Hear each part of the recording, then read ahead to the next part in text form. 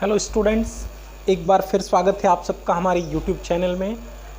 और आज के वीडियो लेक्चर में हम बात करेंगे क्लास 10th के एक फ्रेश चैप्टर, एक नए चैप्टर की बात होगी। जस्ट प्रीवियस वीडियो में हमने फिनिश किया है अपना ट्रायंगल चैप्टर 6 ट्रायंगल, जो बहुत ही इंपॉर्टेंट चैप्टर था, जिसका हर एक वीडियो हमने अपलोड किया, हमने आपको दिया, और जिसके थ्रू आप वेल प्रिपेयर्ड होके एग्ज़ाम की तैयारी कर सकते हो। अब आज से हम स्टार्ट करते हैं इस वीडियो में चैप्टर 7 कोऑर्डिनेट ज्योमेट्री। तो चैप्टर 7 कोऑर्डिनेट ज्योमेट्री की स्टार्टिंग करते हैं। पहले हम प्रीवियस नॉलेज के बेसिस पे, उसके बाद आगे क्या पढ़ना है, इस ज्योमेट्री को डिस्कवर सबसे पहले किसने किया, कहाँ से आई ये ज्योमेट्री, और इसमें हमने कौन सा टॉपिक क्लास 9th में कवर किया है, उसके आगे कौन कौन से टॉपिक हमको क्लास 10th में कवर करने हैं, ये सारी चीज़ें जानेंगे। तो सबसे पहले तो ये जान लेते हैं कि ये कोऑर्डिनेट ज्योमेट्री होता क्या है। कोऑर्डिनेट ज्योमेट्री क्या है? Coordinate geometry is the branch of mathematics. Coordinate geometry is the branch of mathematics in which geometry is studied algebraically. In which geometry is studied algebraically. That means ये mathematics का एक ऐसा branch है जिसमें हम geometry को algebra के through solve करते हैं। जनरली जो ज्योमेट्री होती है वो बच्चों के लिए टफ लगती है, या ज्योमेट्री बोलते ही बच्चे डर से जाते हैं, ज्योमेट्री से भागना चाहते हैं, क्योंकि बोर करने वाला चैप्टर होता है। इसमें थियरम्स पढ़ने पड़ते हैं, बहुत सारे कंस्ट्रक्शन करने पड़ते हैं, तो इन सब चीज़ों से दूर रहना ही चाहते हैं।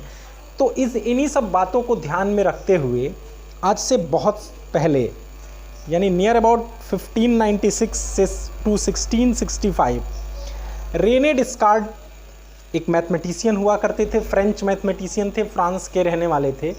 उन्होंने सबसे पहले इस कोऑर्डिनेट ज्योमेट्री को इंट्रोड्यूस किया। उन्होंने एल्जेब्रिक फार्मूला के थ्रू ज्योमेट्री सॉल्व करने का प्रयास किया, और उससे रिलेटेड हमारे लिए कुछ फार्मूलाज और कुछ मटेरियल वो छोड़ के गए। उनका बहुत बड़ा कंट्रीब्यूशन था इस कोऑर्डिनेट ज्योमेट्री के डेवलपमेंट में। तो हम कोऑर्डिनेट ज्योमेट्री ही आज स्टार्ट करने वाले हैं। कोऑर्डिनेट ज्योमेट्री भी इसको कहा जाता है, या एनालिटिकल ज्योमेट्री भी कह सकते हैं। एनालिटिकल ज्योमेट्री आगे चल के जब आप हायर क्लासेस में जाएंगे तो आप एक पूरी बुक पढ़ेंगे कोऑर्डिनेट ज्योमेट्री पर, जो एनालिटिकल ज्योमेट्री के नाम से आएगी बीएससी क्लास में, या फिर इसको कार्टेशियन ज्योमेट्री भी बोल सकते हैं आप।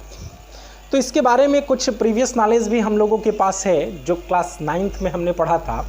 क्लास 9th में हमने क्या क्या पढ़ा था, क्या क्या स्टडी किया था, उसको अगर आप याद करना चाहें तो आपको याद आ रहा होगा कि वहाँ हमने लोकेशन ऑफ ए पॉइंट पढ़ा था, कि किसी पॉइंट के लोकेशन को कैसे रिप्रेजेंट कर सकते हैं in 2 dimensional Cartesian plane. 2 dimensional Cartesian plane में किस तरह से किसी पॉइंट को लोकेट किया जाता है, ये हमने पढ़ा था।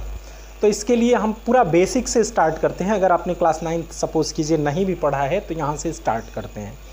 सबसे पहले हम क्या करते हैं, किसी भी पॉइंट का लोकेशन अगर हमें बताना हो तो हमें एक ओरिजिन की ज़रूरत पड़ती है। जैसे अगर हमसे पूछा जाए किसी एक स्टेशन से दूसरे स्टेशन, जैसे मान लीजिए हमसे पूछा जाए कि यहाँ से देहरादून का लोकेशन बताइए, तो अब हम जहाँ सबसे पहले हमारे लिए, जैसे मुंबई में खड़ा कोई व्यक्ति है, उससे कोई पूछता है लोकेशन, तो वो कुछ डायरेक्शन अलग देगा, डिस्टेंस अलग देगा। कोलकाता में कोई खड़ा है, उससे कोई व्यक्ति पूछता है कि देहरादून का लोकेशन बताइए, तो वो उसके लिए डायरेक्शन और डिस्टेंस कुछ डिफरेंट बताएगा। कोई व्यक्ति कहीं और यूपी में खड़ा है और वहाँ से अगर पूछा जाए तो वो अलग डिस्टेंस और डायरेक्शन बताएगा। तो इसका मतलब कि जहाँ पे हम हैं वहाँ के रिस्पेक्ट में ये चीज़ बदल रही है। तो सबसे पहले कोई भी लोकेशन अगर हमें बताना हो तो हम एक फ़िक्स करते हैं ओरिजिन पॉइंट, कि हम कहाँ हैं उस समय। किसी भी डिस्टेंस को बताने के लिए एक ओरिजिन का फिक्स होना ज़रूरी है। तो ओरिजिन को फिक्स सबसे पहले करते हैं, फिर वहाँ से हम देखते हैं कि किस डायरेक्शन में हमें चलना है, कितना डिस्टेंस चलना है, उसके बाद हम उस पॉइंट का लोकेशन बता सकते हैं। तो यहाँ हम बात कर रहे हैं कार्टेशियन प्लेन या 2 डायमेंशनल प्लेन का, जिसमें 2 परपेंडिकुलर लाइंस होती हैं। जो हॉरिजेंटल लाइन होती है उसको हम लोग एक्स एक्सिस बोलते हैं, और जो वर्टिकल लाइन होती है उसको वाई एक्सिस कहा जाता है, जैसे हमने यहाँ पे शो किया है। दोनों का जो पॉइंट ऑफ इंटरसेक्शन होता है, जहाँ दोनों एक दूसरे को इंटरसेक्ट करती हैं, वो हमारा ओरिजिन पॉइंट होता है। और जब भी हमें किसी लोकेशन की जानकारी देनी होती है तो सबसे पहले हम उससे रिलेटेड कोऑर्डिनेट के नेचर को देखते हैं, क्या वो पॉजिटिव है, नेगेटिव है, या किस तरह का है, पॉजिटिव नेगेटिव दोनों है। पहले तो जब भी हम किसी पॉइंट के लोकेशन को देखते हैं, कोऑर्डिनेट को लिखते हैं, तो उसमें हम हमेशा दो टर्म लिखते हैं, ए बी, इस टाइप से लिखते हैं, जिसमें फर्स्ट को हम कहते हैं एक्स कोऑर्डिनेट और एब्सीसा भी इसको कहा जाता है, एब्सीसा। और सेकंड क्वाड्रेंट को हम लोग कहते हैं ऑर्डिनेट। आपको याद आ रहा होगा क्लास 9 में हमने पढ़ा था इसको। ऑर्डिनेट इसको बोलते हैं, फर्स्ट को एब्सीसा बोलते हैं। अब ऑर्डिनेट और एब्सीसा को मिला के जो पॉइंट बनता है उसकी लोकेशन कैसे फिक्स की जाती है। अगर कोई पॉइंट ए बी है तो हम सबसे पहले ए बी का लोकेशन जानने के लिए क्या करते हैं, ओरिजिन से एक्स एक्सिस के डायरेक्शन में, यानी एक्स एक्सिस के अलांग हम देखते हैं कि वो कितने डिस्टेंस पे है। तो अगर प्लस में है तो हम राइट साइड में जाते हैं, माइनस में है तो लेफ्ट साइड में जाते हैं। फिर देखते हैं कि उसकी हाइट कितनी है। ऑर्डिनेट मीन्स उसकी हाइट कितनी है वाई एक्सिस के अलांग, यानी जब एब्सीसा की बात की जाए तो वाई एक्सिस से डिस्टेंस हम देखते हैं। Y distance from Y axis जो होता है वो क्या होता है, एब्सीसा होता है। जैसे अगर यहाँ ए भी लिखा है तो इसका मतलब कि ये वाई एक्सिस से ए डिस्टेंस पे है, या फिर आप कह सकते हो ओरिजिन से ए डिस्टेंस पे है एक्स के पॉजिटिव डायरेक्शन में। और बी कहने का मतलब कि जिस पॉइंट पे ए पे हम पहुँचे वहाँ से फिर परपेंडिकुलर एकदम एक ड्रॉ करेंगे हम, किसके डायरेक्शन में, वाई के डायरेक्शन में, means distance from x axis. जो वाई कोऑर्डिनेट होता है वो एक्स एक्सिस से डिस्टेंस होता है, और जो एक्स कोऑर्डिनेट होता है वो वाई एक्सिस से डिस्टेंस होता है। इसी को ए बी से हम लोकेट करते हैं। तो ये सब चीज़ें हमने पढ़ा था वहाँ पे क्लास 9 में। अब हमें यहाँ पे जो टॉपिक पढ़ना है क्लास 10th में, वो हमें पढ़ना है डिस्टेंस फार्मूला। क्या क्या पढ़ना है, पहला तो पढ़ना है distance formula, that means distance between two points. पहला हमें ये पढ़ना है कि डिस्टेंस बिटवीन टू पॉइंट्स कैसे फाइंड करेंगे। दूसरा पढ़ना है हमें सेक्शन फार्मूला। सेक्शन फार्मूला यानी किसी लाइन को अगर हमें किसी पॉइंट से डिवाइड करना हो तो किस रेशियो में कैसे डिवाइड किया जाए, उसका कोऑर्डिनेट कैसे निकाला जाए, ये बात पढ़नी है। और थर्ड पॉइंट हमें जो पढ़ना है वो पढ़ना है एरिया ऑफ ट्रायंगल। किसी ट्रायंगल की एरिया किस तरह से निकाली जाए with the help of coordinate geometry. तो एक एक करके हम लोग पढ़ेंगे। सबसे पहले हम आज डिस्टेंस फार्मूला को डिस्कस करेंगे। डिस्टेंस फार्मूला यानी डिस्टेंस बिटवीन टू पॉइंट्स कैसे निकाला जाता है ये देखिए। तो स्टूडेंट्स आइए हम डिस्टेंस फार्मूला को सबसे पहले डेराइव करने जा रहे हैं, और इसको बहुत ध्यान से आप देखिएगा। बहुत इजी वे में हम डेराइव करेंगे डिस्टेंस फार्मूला को। सबसे पहले तो हमारा टॉपिक क्या है, हमारा एम क्या है, to find the distance between two points. इसी को डिस्टेंस फार्मूला हम कहते हैं। किसी भी कार्टेशियन प्लेन में टू पॉइंट्स अगर हैं तो उनके बीच का डिस्टेंस कैसे निकाला जाता है उसके लिए फार्मूला डेराइव करना है। तो सबसे पहले first of all we have to suppose two points P and Q in Cartesian plane. तो हमने सपोज किया, let us consider P and Q are two points on Cartesian plane. इस कार्टेशियन प्लेन में टू पॉइंट्स हैं P and Q, जिनका coordinate है x1 y1 and x2 y2। P का coordinate x1 y1 है और Q का कोऑर्डिनेट x2 y2 है। हमें फाइंड करना है distance between P and Q, जिसको हमने D सपोज कर लिया है। तो सबसे पहले इसका डायग्राम हम बनाते हैं, ज्योमेट्री बनाते हैं। P का कोऑर्डिनेट x1 y1 लिखने का मतलब y एक्सिस से इसकी डिस्टेंस होगी x1, जिसको हमने यहाँ डिनोट किया है। हम दोनों पॉइंट से क्या किए, x एक्सिस पे एक परपेंडिकुलर ड्रॉ कर लिए, जिससे इनके बीच का डिस्टेंस निकल सके। तो x1 ये डिस्टेंस हुआ, y1 ये डिस्टेंस हुआ, ये हमारा डिस्टेंस कितना हुआ y1, और ये डिस्टेंस पूरा हमारा कितना है y2, क्योंकि कोऑर्डिनेट में यहाँ क्या लिखा है y2। x2 y2 लिखने का मतलब कि यहाँ से x y एक्सिस से इसकी डिस्टेंस x2 और x एक्सिस से इसकी डिस्टेंस y2, तो ये हमने दोनों रिप्रेजेंट किया। यहाँ x1 y1 का मतलब ये x1 और ये x2 y1।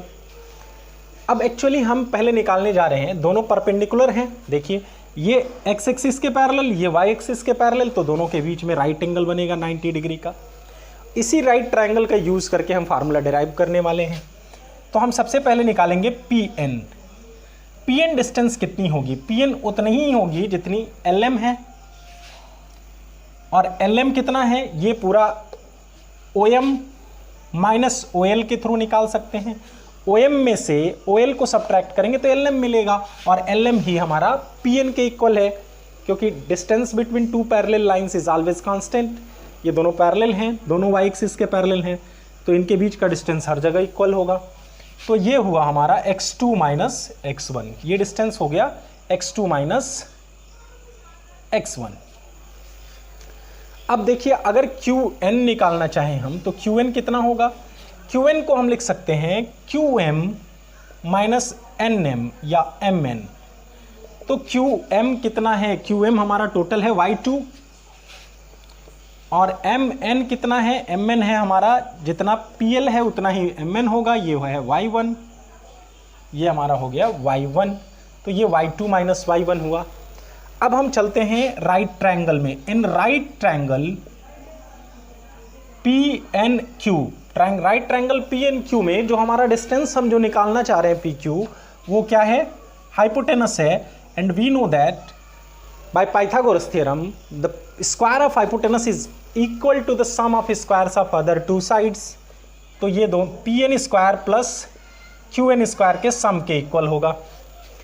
PN स्क्वायर कितना? PN है x2 माइनस x1, और इसी को हमने d सपोज किया है तो d स्क्वायर लिख सकते हैं PQ के जगह पे। तो ये होगा x2 माइनस x1 का होल स्क्वायर, प्लस ये Qn है हमारा y2 माइनस y1 का होल स्क्वायर, ये d स्क्वायर हुआ। Then d is equal to square root whole square of x2 minus x1 plus whole square of y2 minus y1। ये हमारा distance formula यही है। देखिए इजीली हमने इसको डिराइव किया। यही हमारा डिस्टेंस फार्मूला होगा, जिसमें 2 पॉइंट्स गिवन होंगे और उनके coordinates x1 y1 x2 y2 given होंगे। हम इस फार्मूला का यूज़ करके कहीं भी कोई भी डिस्टेंस निकाल सकते हैं। अब देखिए इसमें हम x1 माइनस x2 भी कर सकते हैं, बिकॉज a माइनस बी का होल स्क्वायर और b माइनस ए का होल स्क्वायर दोनों सेम आते हैं। a square plus B square minus 2ab, दोनों ही कंडीशन में माइनस 2ab आएगा, और a square plus B square plus में होंगे। तो x1 माइनस x2 का होल स्क्वायर भी कर सकते हैं, y1 माइनस y2 का होल स्क्वायर भी कर सकते हैं। अब एक इससे डिडक्ट कर लेते हैं, हम एक और फार्मूला इससे डिड्यूस करते हैं। वो फार्मूला है डिस्टेंस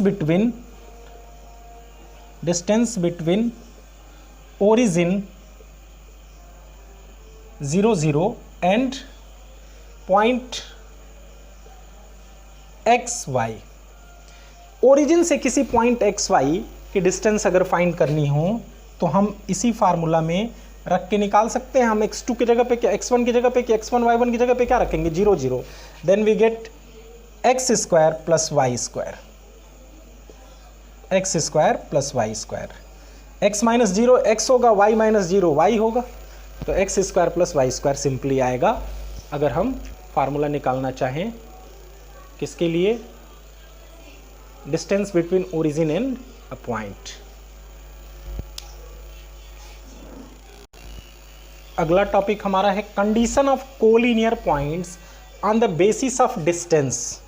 डिस्टेंस के बेसिस पे कोलिनियर पॉइंट्स कैसे निकालते हैं या चेक करते हैं? तो कोलिनियर पॉइंट्स कैसे होंगे? If the sum of any two distances is equal to the third distance then the 3 points will be collinear.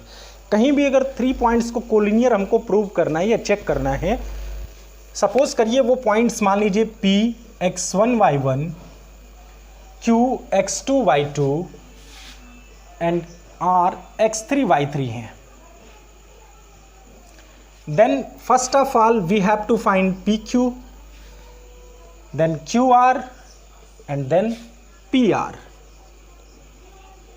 सबसे पहले हम क्या करेंगे, दो के बीच का डिस्टेंस निकालेंगे, पी क्यू के बीच, क्यू आर के बीच और आर पी के बीच। इसमें से कोई भी दो डिस्टेंस का सम अगर तीसरी डिस्टेंस के इक्वल आ गया, either P Q plus Q R is equal to P R or Q R plus P R is equal to P Q or P Q plus P R is equal to QR, then P, Q and R will be collinear। अगर किसी दो distance का सम तीसरे distance के equal आ गया तो ये 3 पॉइंट्स कोलिनियर होते हैं on the basis of distance. Area के बेसिस पे फिर आगे हम लोग पढ़ेंगे जब एरिया पढ़ेंगे तो उम्मीद है ये टॉपिक आपको क्लियरली समझ में आया होगा। तो आइए एक एक एग्जाम्पल करके देखते हैं। जैसे एक एग्जाम्पल हमने लिया, find the distance between 2 points -5 7 and -1 3। तो इस तरह के क्वेश्चन को सॉल्व करने के लिए हमें सिंपली क्या करना होगा, distance d is equal to, इसमें किसी फर्स्ट वाले को x1 y1, सेकेंड वाले को x2 y2 सपोज कर सकते हैं। तो होगा x2 minus x1 -1। Sign convention का इसमें विशेष ध्यान रखना है आपको, फार्मूला में माइनस होता है तो x2 आपने लिखा -1 माइनस x1 माइनस, तो ये फार्मूला वाला है, उसके बाद फिर हमने लिखा -5 क्योंकि ये माइनस साइन के साथ ही है, इसका स्क्वायर प्लस y2 है 3 माइनस y1 का स्क्वायर, ये आया फाइनली -1 प्लस 5, ये माइनस माइनस प्लस हो गया, माइनस इंटू माइनस, और ये हो गया -4 का स्क्वायर। 5 - 1 होगा 4 स्क्वायर और प्लस -4 स्क्वायर। तो स्क्वायर नेगेटिव नंबर्स का स्क्वायर भी पॉजिटिव ही आता है, तो ये हो गया हमारा 16 + 16 32, और इसको फैक्टराइज करेंगे तो निकलेगा 4√2 यूनिट्स। तो ये हमारा डिस्टेंस हो गया। सिंपल वे में हम डिस्टेंस को निकाल सकते हैं। एग्जाम्पल 2 में हमें क्या करना है, determine if the points are collinear, collinearity check करनी है। तो पॉइंट्स 3 गिवन है, हमने उसका कुछ नेमिंग कर दिया, नाम दे दिया A, B एंड C। अगर नहीं दिया है तो ये एक्चुअली जो दोनों एग्जाम्पल हम बता रहे हैं ये NCERT के फर्स्ट क्वेश्चन का सेकंड पार्ट है और ये NCERT एक्सरसाइज 7.1 का सेकंड क्वेश्चन ही है। डिटरमाइन विच ऑफ द, इसको हमें चेक करना है कि ये कोलिनियर है कि नहीं। तो सबसे पहले हम डिस्टेंस बिटवीन 3 पॉइंट्स निकालते जाएंगे पेयर में, AB, BC and CA। AB लिखने का मतलब distance between A and B। तो ये आएगा 2 - 1 स्क्वायर प्लस 3 - 5 स्क्वायर। 2 - 1 1 होता है, 1 का स्क्वायर 1, 3 - 5 होगा -2 और -2 का स्क्वायर करेंगे तो आएगा +4। तो ये आया √5। अब BC निकालते हैं, distance between B and C। तो ये होगा -2 स्क्वायर प्लस 11 - 3 स्क्वायर, ये हो गया -4 का स्क्वायर प्लस 16, और 11 - 3 होगा 8 का स्क्वायर हो गया हमारा 64। तो इसे हमने ऐड किया तो आया 80 आया। इसको लिख सकते हैं और शॉर्ट फॉर्म में, तो होगा 4√5। और CA, अब distance between C and A निकालेंगे तो होगा -2 - 1 स्क्वायर प्लस 11 - 5 स्क्वायर। तो ये होगा हमारा -3 का स्क्वायर 9 और 11 - 5 कितना हुआ, 11 - 5 6 हुआ, 6 का स्क्वायर हुआ 36, 36 + 9 45। तो यहां पे हम देख क्या रहे हैं, AB + BC, इसको लिख सकते हो 3√5। तो इसमें छोटे वाले कौन हैं, छोटे वाले ये दोनों हैं, इन दोनों का सम पहले करते हैं, AB + CA, √5 + 3√5, यह आया 4√5 के इक्वल, और 4√5 ही BC की वैल्यू है। Since AB + CA is equal to BC, hence A, B and C are collinear, hence A, B, C are collinear. इस तरह से हमने चेक कर लिया, और इस डिस्टेंस फार्मूला के बेसिस पे ढेर सारे क्वेश्चंस आपको करने हैं नेक्स्ट एक्सरसाइज हम अपलोड करेंगे एक्सरसाइज 7.1 का, जिसमें आपको बहुत सारे जैसे कुछ क्वाड्रिलेटरल्स प्रूव करने के, तो सबसे पहले आपको हर क्वाड्रिलेटरल की प्रॉपर्टी पता होनी चाहिए। तो आप एक बार अच्छे से रिवाइज कर लेंगे क्वाड्रिलेटरल चैप्टर, जिससे आपको क्वाड्रिलेटरल की प्रॉपर्टी यानी जो रोम्बस होता है उसकी क्या प्रॉपर्टी है, स्क्वायर की क्या प्रॉपर्टी है, तो ये सारी चीज़ें आप अच्छी तरह से रिवाइज कर लेंगे। नेक्स्ट लेक्चर में मिलते हैं एक्सरसाइज 7.1 के साथ। थैंक्स।